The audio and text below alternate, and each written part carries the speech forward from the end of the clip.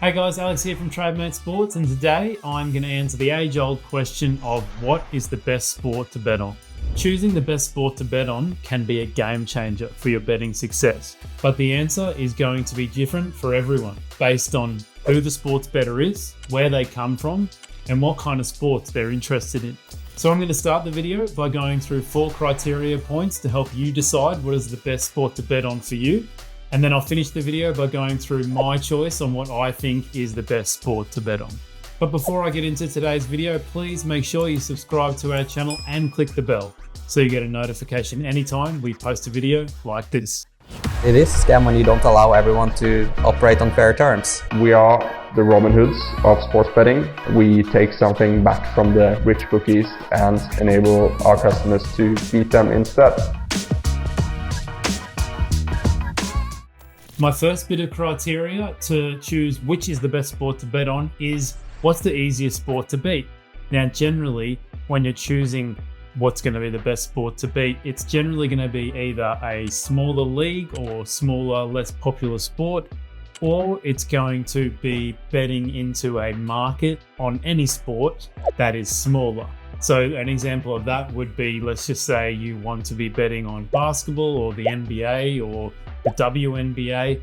They are reasonably big sports, especially the NBA, but you can make them a lot more easier to beat if you go into the prop markets or go into the really smaller prop markets, like let's just say something like player steals, player blocks, as opposed to betting on player points, for example. So you can take a popular sport and find an easier market to bet on and go about it that way. Another way you can make things easier is by betting on smaller leagues or smaller sports, like I mentioned. So instead of betting on the English Premier League, you could go and find a way smaller league somewhere in Europe, maybe something like Romania or Bulgaria, these smaller countries who have smaller leagues, and they're going to be a lot more beatable than the English Premier League or some of the other big 5 leagues like La Liga or Bundesliga.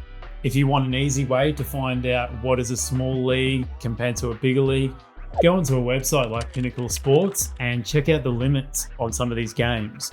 So for example, you can go onto the website Arsenal vs Tottenham an hour before kickoff and you'll see the limits of how much you can bet on a sportsbook like Pinnacle, and it will be hundreds of thousands most likely. Whereas you go onto a game in Bulgaria, let's just say, and you can see the limits an hour before kickoff, and it's going to be much, much less than that. I'd be surprised if it's more than $1,000.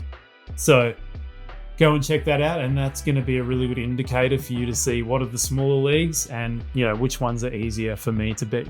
My second criteria point is finding a sport that is enjoyable for you to watch, or something that you already have knowledge of and like watching on the weekends.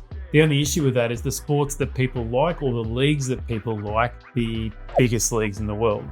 So when you're trying to find a sport to bet on, it's hard to find something that you're already really knowledgeable about, or a sport that you like to watch that's not very popular. Generally, people are going to favor watching the English Premier League over watching a much smaller league in the soccer world. So I do think it's important that when you are choosing a sport that you enjoy that sport, but it's also hard to find a sport that you enjoy that isn't also a really hard league to beat long term. So you need to try and find that balance between something you enjoy and have knowledge of, as opposed to betting on something that is very hard to beat, and there are very powerful syndicates and professional sports bettors betting into those markets. My third criteria point for choosing what's the best sport to bet on is estimating your edge and what's going to give you the biggest edge long term. For example, if your edge is only small, 1, 2, 3%, then you want to make sure you're betting on the big markets, because you'll be able to actually get a lot of turnover in there, and long term you'll be able to overcome variance.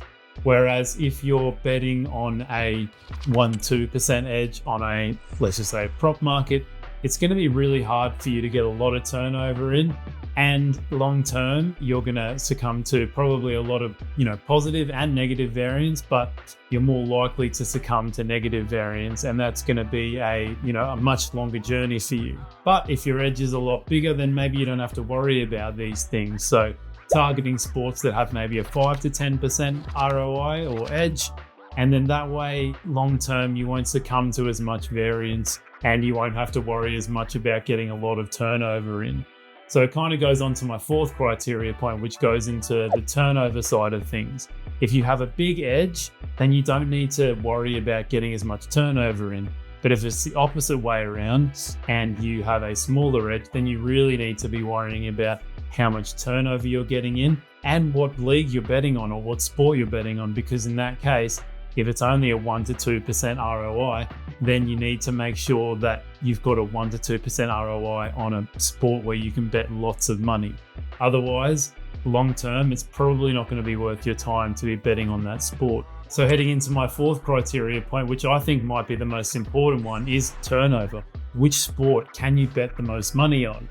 Because if you're betting on a sport like tennis, let's just say, or basketball or soccer, these sports have so many games throughout the week and also throughout the year. Maybe not so much basketball, but if you look at a sport like tennis or MMA, let's just say, or soccer, these sports are basically on the whole year. So the amount of opportunities you have to have a lot of turnover and to, turn over that edge as much as possible are plenty. Whereas you can look at some other sports like American football, NFL, rugby. These leagues only go for anywhere from 3 to 7, 8 months, let's just say. And that really limits the amount of opportunities you have to turn over your edge and win as much money as possible. They also generally only have one game a week. So that only gives you a limited amount of opportunities to place a bet once again. So this is a really important thing you need to look at. And once again, we can go back to my third criteria point. If you're betting into a sport that doesn't have that many games per year, then you want to make sure that your edge is quite big, because then it might be worth your time. But if it's only a small edge and you've got such a limited amount of games to exploit that edge, then most likely it's not worth your time. So with those 4 criteria points in mind, I'm going to say the best sports to bet on are probably going to be soccer, tennis, basketball. And I think you can throw in racing stuff there too if you guys are into that kind of stuff. So like horse racing, greyhounds, trotters, harness, that kind of stuff. Because these sports are all year round, minus basketball. But the only difference with basketball is that there are so many games within that season. So the NBA season is roughly 8 or 9 months. So even though that's not year round, there are so many games on that you're able to just turn over your edge over and over, especially once you start getting into smaller markets like player props, where you can bet even more compared to just the standard money line or handicap. Not only are you able to get lots of turnover in with soccer, tennis, basketball, but you can also go into lower leagues. So for example, you look at soccer, you don't have to bet the English Premier League. You can go way down the leagues and find a sport that is going to be easier to beat and maybe matches your bankroll situation too. If you're just starting out in betting, you've probably got a very small bankroll and you don't need to be betting into those bigger, more liquid markets. So then you can focus on beating smaller, easier markets. Same with tennis. Instead of betting ATP, you could go and bet ITF. And the exact same thing with basketball. Instead of betting NBA, you could bet WNBA or some of the smaller leagues around Europe. So that's why these sports are so good, because not only are they year round, getting you lots of turnover in, you can delve into the smaller leagues and get bigger edges that might be able to match your smaller bankroll. Now, some people might be saying, well, what about sports like golf, cricket, MMA, boxing? Sports that do go for the whole year and would allow you to get lots of turnover in.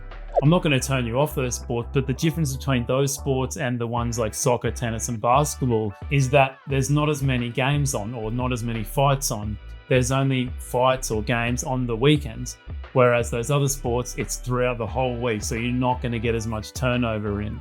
But overall, I've given you guys a good set of criteria there, 4 criteria points that you guys can use to choose what is the best sport for you to bet on.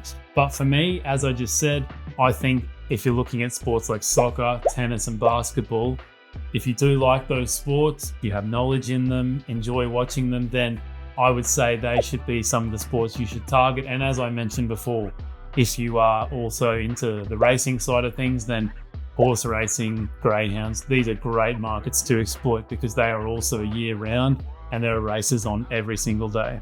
Also, if you're really interested in getting some serious turnover in, please make sure you check out Trademate Sports, which will alert you of any value bets that are going on in various different sports around the globe. So that's a really good way to maximize your turnover.